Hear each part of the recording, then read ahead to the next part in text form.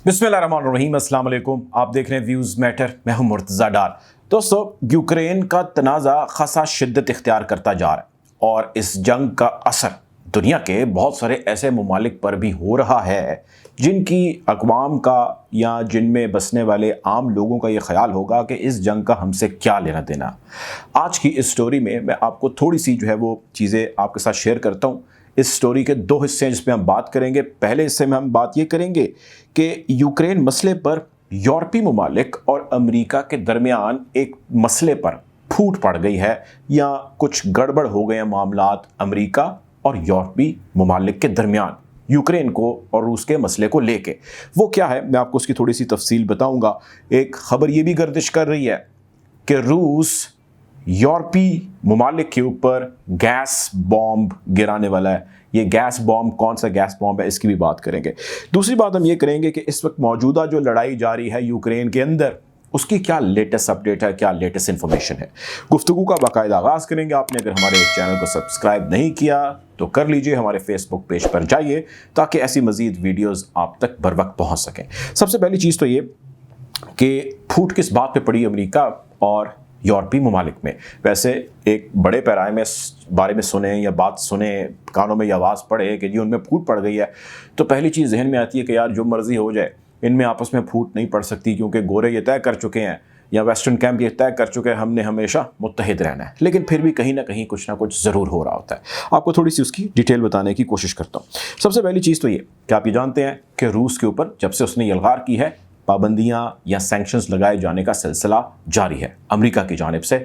और अमेरिका के इन्फ्लुएंस में जितने भी ममालिक आते हैं, जितने फाइनेंशियल इंस्टीट्यूशंस आते हैं, जितने बैंक्स आते हैं या जितनी मल्टीनेशनल कंपनीज आती हैं, वो उनको directly indirectly on the record, of the record हर वसाइल बरूए कार ला रहे हैं कि उनके ज़रिए रूस पर भी पाबंदियां लगाई जा सकें। अब उसी की कॉन्टिन्यूटी में अमेरिका एक बड़ा झटका देना चाहता है रूस को पाबंदी की सूरत में, और वो है उसके तेल पर पाबंदी। यानी कि रूस जो तेल मुहैया करता है दुनिया के बहुत सारे ममालिक को, उस पर पाबंदी लगा दी जाए। यानी आज के बाद रूस का तेल कोई नहीं लेगा। आपको बताता चलूं कि रूस दुनिया में तेल एक्सपोर्ट करने वाला तीसरा बड़ा मुल्क है और रूस ही दुनिया में गैस प्रोड्यूस करने वाला दूसरा बड़ा मुल्क है। यानी कि ऑयल में एट नंबर 3 है दुनिया में एक्सपोर्ट्स में, और गैस में नंबर 2 है इन देयर प्रोडक्शंस। सो एक बड़ा हजम है जो ये अपने पास रखते हैं और उससे बहुत सारी दुनिया मुस्तफीद होती है। अब यहाँ पे शुरू होता है ट्विस्ट या टर्निंग पॉइंट। वो ये है कि रूस के तेल का 30%, यानी कि चलिए और आसान लफ्ज़ों में बताता हूँ कि पूरे यूरोप का 30% ऑयल रूस से आता है। जितने भी यूरोपियन कंट्रीज हैं, 30% of their total oil consumption is from Russia. अच्छा, और पूरे ही यूरोप की 40% गैस भी रशिया से आती है। यानी कि आप अंदाज़ा लगाइए कि तकरीबन आधे से थोड़ी सी कम गैस की जो ज़रूरियात हैं पूरे के पूरे यूरोप की, वो रूस अकेला मुल्क पूरी करता है। और पूरे के पूरे यूरोप की जो तेल की ज़रूरियात हैं उसका 30% जो है वो भी रूस एक ही मुल्क है जिससे आता है। अब उसी मुल्क के ऊपर वही मुल्क पाबंदी लगा देंगे तो उनके मुल्क के अंदर गैस कैसे आएगी या तेल कैसे आएगा? यही वो मसला है। अब थोड़ा सा यहाँ पे और टेक्निकल चीज़ है। वो टेक्निकल चीज़ ये है कि गैस का जिक्र रशियंस कर रहे हैं, ये अमेरिकन या यूरोपियंस नहीं कर रहे। रशियंस ये कहते हैं कि अगर आपने हमारे तेल पर पाबंदी लगाई तो हम गैस भी आपको देनी बंद कर देंगे। यानी कि हम तो डूबे हैं सनम, तुमको भी ले डूबेंगे वाली स्ट्रेटजी के ऊपर हम अमल पैरा हो जाएंगे। मुआहदे के तहत तो हम गैस बंद करने के मजाज नहीं हैं, लेकिन चूंकि तमाम तर मुआहदों को तोड़ मरोड़ दिया गया है, चुनाचे हम भी उसी ही की तरह आपको रिस्पॉन्स करेंगे। अमेरिका जब ये सारा मसला लेके गया या ये बात या पेशकश लेके गया यूरोपियन ममालिक की तरफ, उसने कहा कि जी आप बायकॉट करें, हम सैंक्शन लगाते हैं रशियन ऑयल पर, तो वहाँ पे कुछ यूरोपीय कंट्रीज़ अमेरिका से भिड़ गए। उसने कहा जी आपका हो गया दिमाग ख़राब, आप मैक्सिमम 3% ऑफ ऑयल लेते हैं रशिया اور ہمارا 40% جو ہے گیس اور 30% ہمارا تیل آتا ہے، اور اگر ہم تیل روک دیں تو ہمارے پاس کئی سالوں تک کوئی آلٹرنیٹیو ہی نہیں ہو پائے گا، نہ تیل کا نہ گیس کا، تو ہم کس طرح جو ہے وہ اپنے ہی اوپر انڈائریکٹلی پابندیاں لگا دیں؟ یہ سمجھ سے بالاتر ہے۔ 2 ملک ہیں جنہوں نے کھلم کھلا امریکہ کی خلاف ورزی کی ہے اور اس بات کو ماننے سے انکار کیا ہے۔ اس میں ایک ہے نیدرلینڈز اور دوسرا ہے جرمنی۔ ان دونوں ممالک نے امریکہ کو کیٹیگوریکلی فی الحال تک تو نو کہہ دیا، انہوں نے کہا جی بالکل ایسا نہیں ہو سکتا۔ اس کے ساتھ کچھ اور ممالک بھی ہیں جنہوں نے امریکہ کو کہا ہے کہ بھائی ایسا سوچئے گا بھی نہیں، کیونکہ یہ میرا نہیں، یہ ماہرین کا خیال ہے جو ایکسپرٹ ہے اس چیز کے، وہ یہ کہتے ہیں کہ اگر پورے یورپ کی 40% گیس بند ہو جائے تو بہت زبردست قسم کا وہاں پہ انرجی کرائسس آ جائے گا، ڈومیسٹک سطح پر بھی آ جائے گا، اور جتنا وہاں پہ پروفیشنل بزنسز ہو رہے ہیں وہاں پر بھی آ جائے گا۔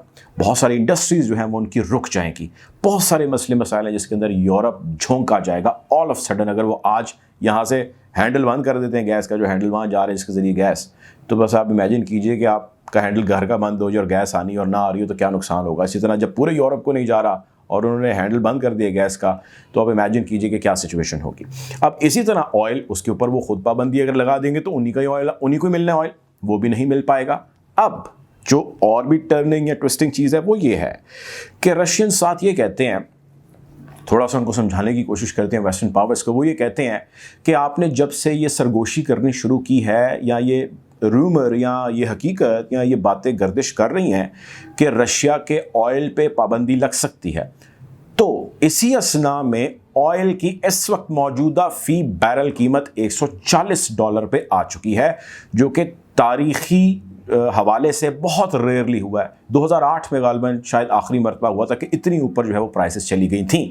پھر وہ کہتے ہیں کہ اگر آپ نے پابندی لگا دی تو یہ یاد رکھیے گا کہ اس وقت $140 کا جو بیرل ہے یہ $300 سے بھی زائد چلا جائے گا، اس سے اوپر چلا جائے گا، اور باوجود اس کے آپ کے پاس تیل نہیں ہوگا اور آپ مختلف ممالک کی منت کر رہے ہوں گے، جس میں ایران بھی ایک ملک ہے، جس سے یورپ اور دیگر ممالک جو ہے وہ معاہدے بھی کریں گے اور اس سے تیل بھی لیں گے۔ خیر، یہ وہ چیزیں ہیں جو بہت تیزی سے ڈیولپ ہو رہی ہیں، اور ان ڈیولپ ہوتی ہوئی سچویشن کے اندر بہت سارے ممالک، پاکستان جیسے، بھارت جیسے، بنگلہ دیش جیسے جو ڈیولپنگ کنٹریز ہیں وہ اس سے متاثر ہوتے ہیں۔ پاکستان کے اندر اب تقریباً $150 کے قریب پیٹرول ہے، جو کہ پرائم منسٹر عمران خان صاحب نے یہ کہا ہے کہ وہ اگلے 1 سال تک تقریباً ایسے رہے گا۔ وہ رہیں یا نہ رہیں وہ ایک علیحدہ بحث ہے، لیکن انہوں نے کہا کہ جی پیٹرول اتنا ہی رہے گا، لیکن اگر وہ خدا نخواستہ $300 فی بیرل پہ چلا جاتا ہے، جو کہ ابھی 140 ہے، تو تب پاکستان پہ اس کے کیا اثرات ہوں گے، یا اور دنیا کے ممالک پہ اس کے کیا اثرات ہوں گے، وہ یقینی طور پہ انڈائریکٹ یا ٹرکل ڈاؤن افیکٹ ہے of big decisions in the world. آخری چیز جاتے جاتے ویری کوئکلی آپ کو ایک انفارمیشن شیئر کرتا چلوں کہ یوکرین اور روس کی جنگ جو جاری ہے اس وقت، وہاں پہ گراؤنڈ ریئلٹیز کیا ہیں، کیا چل رہا ہے۔ ایک ورژن ہے یوکرینین، وہ ہے نقصان کا جو انہوں نے رشینز کو پہنچایا۔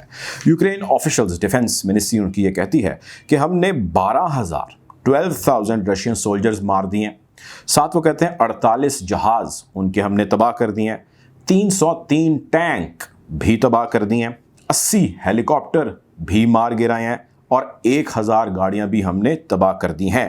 روس کا ایک میجر جنرل جو ہے ویتالی، جس کا نام پتہ نہیں میں پروناؤنس ٹھیک کر رہا ہوں یا نہیں، لیکن وہ میجر جنرل ایک سینئر بندہ ان کا، اس کو بھی ہم نے مار دیا۔ یہ سارے کلیم یوکرینینز نے کیے ہیں اباؤٹ رشینز۔ اب رشینز بھی کہتے ہیں، وہ یہ کہتے ہیں کہ بھائی ابھی تک ٹوٹل ہمارے جو بندے مارے گئے ہیں سب اسنا کے اندر وہ 498 ہیں، 498، اور یوکرینین کہہ رہے ہیں 12,000 سے زائد، اور ساتھ رشینز یہ کہتے ہیں کہ 500 بندے ہمارے زخمی ہیں۔ اس کے علاوہ وہ کہتے ہیں کہ جی ہمارا کوئی نقصان نہیں ہوا۔ میں نے ہر ویڈیو میں یہ کہا، میں اس میں بھی یہ کہہ رہا ہوں کہ نقصان کا اندازہ لگانا اس وقت ممکن نہیں ہے، تمام غلط رپورٹنگ ہے، وہ چاہے ان کے آفیشلز ہی کیوں نہ دے رہے ہوں، ظاہر ہے اس سے بہت سارے ان کے آبجیکٹیوز ہیں جو جڑے ہوتے ہیں۔ اس کے حوالے سے clarity after whenever it ends, اس کے کئی عرصے تک جو ہے، یا اس کے کافی عرصے کے بعد ہوگی۔ بہرحال 20 لاکھ کے قریب لوگ ابھی تک مائیگریٹ کر چکے ہیں، ہجرت کر چکے ہیں، یوکرین چھوڑ کے جا چکے ہیں۔ ایویکویشن کا پروسیس جاری ہے، یعنی کہ لوگوں کو وہاں سے نکالے جانے کا سلسلہ جاری ہے، اور ساتھ ہی ساتھ اس کے ہیومینیٹیرین ایڈ لوگوں کی مدد بھی کی جا رہی ہے دونوں افواج کی جانب سے، تاکہ ان کو کھانا پینا، شیلٹر، ادویات جو ہے مل سکیں۔ کوشش کریں گے خطے کی بدلتی ہوئی صورتحال کے حوالے سے آپ کو یوں ہی اپڈیٹ رکھیں۔ اپنا خیال رکھیں، دعاؤں میں یاد رکھیں۔ اللہ حافظ۔